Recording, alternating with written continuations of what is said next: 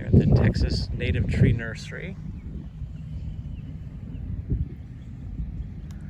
Looks like they were pruning the live oaks here into a pyramidal shape.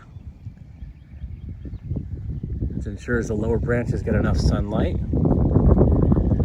Relatively safe to transport into plant too. You don't have upright limbs that are prone to breaking in transport. I got some red oaks started. That was doing very well as I was working in Kerrville earlier this week. Yeah, that was really thriving.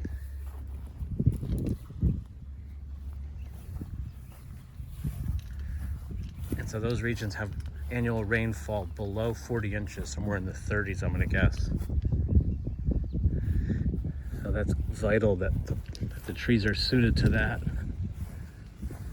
The non-native ornamentals are not suited to that in some cases, and they're dependent on irrigation.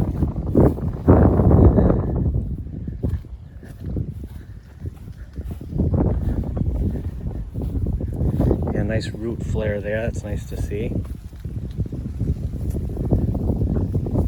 It's planted at the right depth. Ooh, another maple, look at that.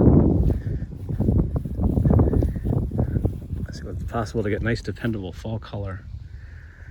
These were quite large Texas mountain laurel that had very significant winter freeze dieback. And some of them have lots of growth, some from the base, some don't. Looks like the majority, maybe 80–90% will recover.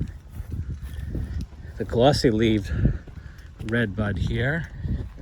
This is a Texas variety. Yeah, very shiny. It's great in the landscape.